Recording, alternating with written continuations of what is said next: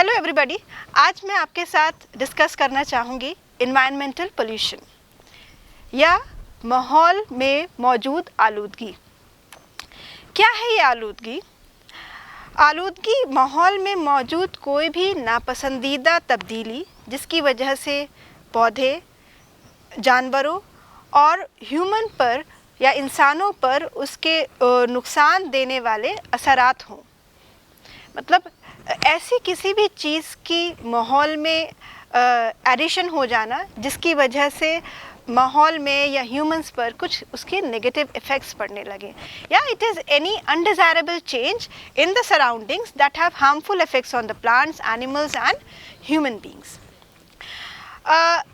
वो एजेंट्स या वो ज़राए जो पोल्यूशन कॉज करते हैं उन्हें हम पोल्यूटेंट्स बोलते हैं। पोल्यूटेंट्स सॉलिड भी हो सकते हैं, लिक्विड्स भी हो सकते हैं, गैसेस भी हो सकती हैं। आलूदगी की जो नौइयत और उसकी कंसंट्रेशन इंसानों पर उनके नुकसानात की शिद्दत का तयन करती है। मतलब जो भी पोल्यूटेंट माहौल में मौजूद है वो किस किस्म का है और उसका जो कंसंट्रेशन है उस पे डिपेंड करता है कि वो इंसानों को कितना नुकसान पहुंचा सकती है।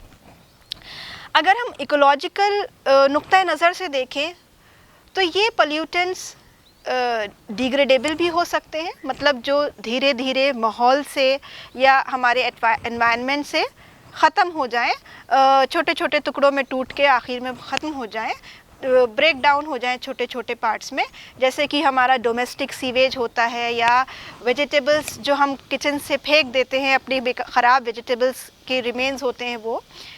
दूसरा किस्म होता है स्लोली डिग्रेडेबल, मतलब वो माहौल में बहुत लंबे अरसे तक रहते हैं और बट थोड़े लंबे अरसे के बाद स्लोली वो डिग्रेड होते हैं, but it takes a lot of time to degrade, जैसे कि डीडीटी है या कुछ प्लास्टिक्स हैं। और तीसरी कैटेगरी होती है वो जो नॉन डिग्रेडेबल होते हैं, मतलब वो पोल्यूटेंट्स जो माहौल में टॉक्सिक एलिमेंट्स रिलीज़ करते हैं और वो डिग्रेड नहीं होते हैं, जैसे कि लेड है, मरकरी है या न्यूक्लियर वेस्ट है। अब पोल्यूशन के इकसाम किस किस्म के पोल्यूशंस हो सकते हैं? एयर पोल्यूशन है, हवाई आलूदगी, वाटर की पोल्यूशन, पानी की आलूदगी, soil pollution, noise pollution, nuclear pollution, radio active pollution, बहुत सारे इसके इकसाम होते हैं। आज हम बात करेंगे एयर पोल्यूशन की या हवाई आलूदगी की। ये भी कोई भी अनडिज़ायरेबल चीज़ या अनडिज़ायरेबल चेंजेस हवा के अंदर जो कि ह्यूमंस को, इन्वायरमेंट को नुकसान पहुंचा सकते हैं, वो एयर पोल्यूशन में आ जाता है।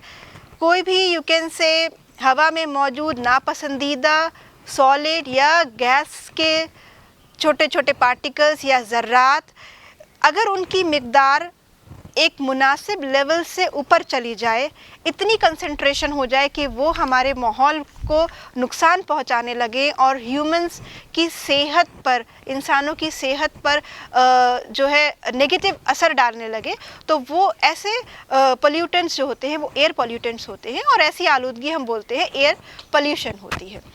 इसके बहुत सारे सबब हो सकते हैं, नेचुरल जैसे कि वल्केनोज़ होते हैं, डस्ट स्टॉर्म होते हैं, धूल की आंधियाँ होती हैं, या फॉरेस्ट फायर होते हैं, जैसे आपने अभी सुन रहे हैं ऑस्ट्रेलिया के जो बुश फायर्स हैं कितना डिवास्टेटिंग है वो।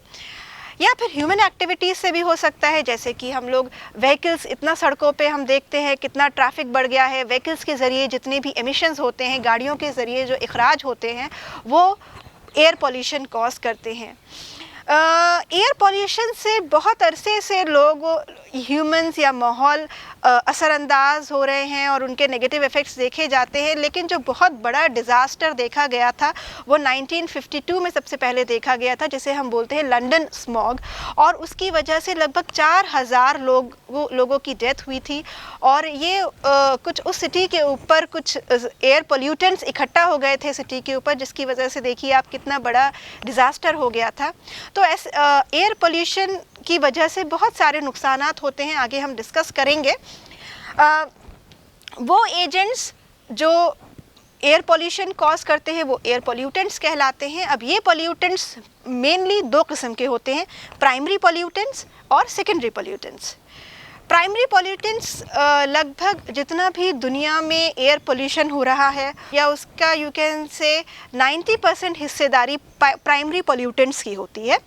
ये कार्बन डाइऑक्साइड या you can say oxides of carbon होते हैं, ऑक्साइड्स ऑफ नाइट्रोजन होते हैं, सल्फ़र के ऑक्साइड्स होते हैं, ऑर्गेनिक कंपाउंड्स जैसे कि हाइड्रोकार्बन्स है और कुछ सस्पेंडेड पार्टिकुलेट मैटर होते हैं, ये प्राइमरी पॉल्यूटेंट्स में आते हैं।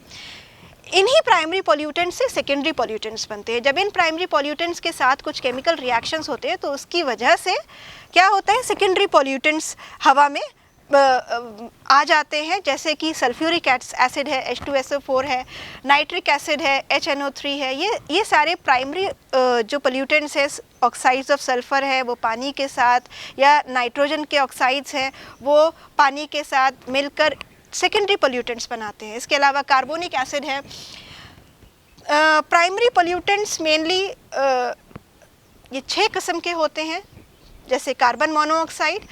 ये एक ऐसी बेरंग colourless, you can say colourless और ऑडरलेस गैस है जो बहुत जहरीली गैस है, और ये प्रोड्यूस होती है जब ऑर्गेनिक मैटर को अगर नामुकम्मल तौर से वो बर्न हो, वो जले, तो फिर ये गैस खारिज होती है। ये ऑर्गेनिक मटेरियल जैसे कि नेचुरल गैस है, कोयला है, लकड़ी है, अगर ये पूरी तरीके से मुकम्मल तौर से ना जल पाए तो कार्बन मोनोऑक्साइड खारिज होती है। ये भी गाड़ियों का जो इखराज होती है वो भी एक बहुत बड़ा सोर्स होती है कार्बन मोनोऑक्साइड रिलीज़ करने की। फिर सल्फ़र ऑक्साइड्स, तो सल्फ़र पर जितने भी मुश्तमिल फॉसिल्स होते हैं वो जब जलाए जाते हैं तो सल्फ़र के ऑक्साइड्स खारिज होते हैं। नाइट्रोजन ऑक्साइड्स ये भी व्हीकल्स से रिलीज़ होते हैं और ये भी सेकेंडरी पॉल्यूटेंट्स बनाते हैं। फिर इसके अलावा हाइड्रोकार्बन्स, ये कंपाउंड्स कार्बन और हाइड्रोजन के बने होते हैं, और जब कोई ईंधन पूरी तरीके से बर्न नहीं हो पाता है तो हाइड्रोकार्बन्स रिलीज़ होते हैं उससे। ये फिर बाद में क्या होता है, वॉश अवे होके वाटर सरफेस पे पानी की सतह पर इकट्ठे हो जाते हैं, और ये भी सबब बनते हैं सेकेंडरी पॉल्यूटेंट्स बनाने के लिए। इसके अलावा पार्टिकुलेट्स मैटर, ये कुछ छोटे छोटे ज़र्रात होते हैं जो हवा में सस्पेंडेड रहते हैं, तैरते रहते हैं, और इसके भी बहुत सारे सोर्सेज होते हैं, जैसे कि आग से निकलने वाला धुआं है, या डस्ट पार्टिकल्स है, धूल के छोटे छोटे ज़र्रात हैं, या इंडस्ट्री से निकलती हुई ऐश है जो राख होती है, वो इतने हल्के होते हैं कि वो किसी जगह पर ठहरते नहीं हैं, वो हवा में उड़ते रहते हैं। तो ये भी एक बहुत बड़े पॉल्यूटेंट्स की तरह बिहेव करते हैं, और अगर इनका बार बार एक्सपोजर होता रहे ह्यूमंस के ऊपर तो फिर ये बहुत सारे हेल्थ इश्यूज़ के सबब भी बनते हैं। इसके अलावा लेड भी एक बहुत ही इम्पॉर्टेंट या ख़तरनाक एयर पोल्यूटेंट है जो कि व्हीकल से रिलीज़ होता है, और इसका भी प्राइमरी जो ज़रिया है वो लेडेड पेट्रोल होता है। अब एयर पॉल्यूशन के क्या क्या इम्पैक्ट हो सकते हैं। एयर पॉल्यूशन या हवाई आलूदगी से, जैसे मैंने अभी कहा, इंसानों की सेहत बहुत बुरी तरीके से असरअंदाज हो सकती है, नुकसान हो सकते हैं। पौधों के ऊपर भी इसके बहुत सारे नुकसान देखे जाते हैं, और अलग अलग मटेरियल्स के ऊपर भी इसके इम्पैक्ट देखे जाते हैं। अगर हम इंसानों की बात करें तो एयर पोल्यूशन की वजह से हेडेक होता है, डिजीनेस होती है, सर में दर्द होता है। इसके अलावा बहुत सारे रेस्पिरेटरी डिजीज़ का सबब भी बनता है, जैसे कि नाइट्रोजन ऑक्साइड्स की वजह से ब्रोंकाइटिस होता है, इन्फ्लुएंज़ा है, कोल्ड है, तरह तरह की एलर्जीज़ हो जाती हैं लोगों को। और सस्पेंडेड पार्टिकुलेट मैटर अगर हवा में मौजूद है और उसका बहुत ज़्यादा एक्सपोजर हो तो इससे बहुत सारी लंग्स की बीमारियां होने के भी डर रहता है। इसके अलावा पौधों पर भी इसके इम्पैक्ट देखे गए हैं, नेगेटिव इम्पैक्ट देखे गए हैं। पौधों की जो बढ़वार है वो रुक जाती है, पत्तियों को बहुत नुकसान होता है, पत्तियां ख़राब हो जाती हैं, और पौधे जो होते हैं उनमें डिज़ीज़ होने की चांसेस बढ़ जाते हैं अगर किसी इलाके में एयर पोल्यूशन ज़्यादा है। मटीरियल्स पर अगर हम देखें इसका इम्पैक्ट क्या होता है, तो कार्स के ऊपर या घरों के ऊपर जो पेंट होता है वो ख़राब होने लगता है अगर ये एयर पोल्यूटेंट हवा में ज़्यादा मिक़दार में मौजूद हैं। बड़े जो हमारे हिस्टोरिकल मॉन्यूमेंट्स हैं उनके जो हैं कलर में चेंजेस आने लगते हैं। अगर हम देखें जैसे कि बहुत फेमस एग्जांपल है ताज महल भी जो है آپ دیکھیے اس کا کلر یلو ہوتا جا رہا ہے because of the secondary pollutants present in the atmosphere. جو ایٹماسفیئر میں جتنے بھی سیکنڈری پولیوٹنٹس ہیں جو ایسیڈک فارم میں تبدیل ہو جا رہے ہیں, اس کی وجہ سے بہت سارے مونیومنٹس ہیں, ہمارے گھروں کے جو پینٹ ہیں ان کے اوپر اثر پڑتا ہے. تو آپ دیکھیے ایئر پولیوشن کی وجہ سے نہ صرف انسانوں کے اوپر اثر پڑ رہا ہے بٹ ہمارے ماحول میں موجود جتنے بھی آرگینزمس, لیونگ آرگینزمس ہیں, انفیکٹ نان لیونگ تھنگس کے اوپر بھی اس کا بہت برا اثر پڑ رہا ہے. نیکسٹ ٹاپک میں آپ کے ساتھ جو ڈسکس کروں گی وہ ہے گلوبل وارمنگ.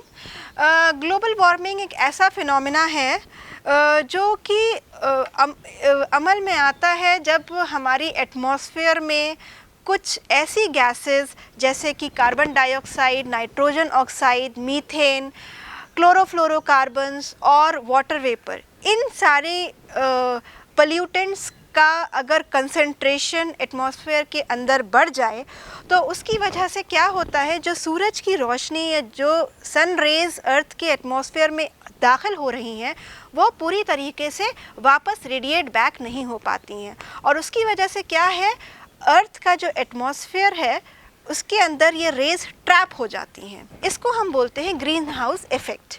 اب جب سورج کی ریز جب ارتھ کے ایٹماسفیئر میں ٹریپ ہو جاتی ہیں اور پھر وہ ایٹماسفیئرک لیئرز جو کہ ٹروپوسفیئر ہے اور لوور لیئر آف اسٹریٹوسفیئر ہے, اس سے جب وہ باہر نہیں جا پاتی ہیں اور وہ انفرا ریڈ ریز کے فارم میں ٹریپ ہو جاتی ہیں, تو اس کے بعد کیا ہوتا ہے, تو ان گرین ہاؤس گیسز کی وجہ سے ارتھ کے ایٹماسفیئر میں جو درجہ حرارت یا ٹیمپریچر کا بڑھنا ہی گلوبل وارمنگ کہلاتا ہے.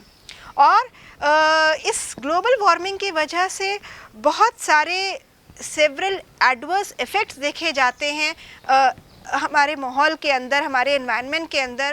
اور نیچرل سی بات ہے, جب ہمارا ہمارے ارتھ کے ایٹماسفیئر کا ٹیمپریچر بڑھے گا تو یہ ہماری نیچرل سائیکل میں کہیں نہ کہیں اثر ڈالے گا. اور اس کی وجہ سے کیا ہو سکتا ہے, آپ دیکھیے پولز پر بہت ساری پولر آئس موجود ہیں, وہ آئس کیپ دھیرے دھیرے پگھلنے لگیں گی ٹیمپریچر بڑھنے کی وجہ سے.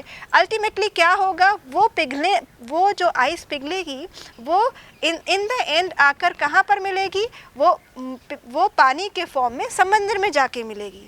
اب یہ پانی جب سمندر میں جا کے ملے گا تو نیچرلی سمندر کا لیول بھی اونچا ہو جائے گا. اس کی وجہ سے کیا ہو سکتا ہے, جتنے بھی کوسٹل علاقے ہیں, جتنے بھی ارتھ پر کوسٹل علاقے ہیں, وہاں پر سیلاب آنے کے چانسز بڑھ جائیں گے.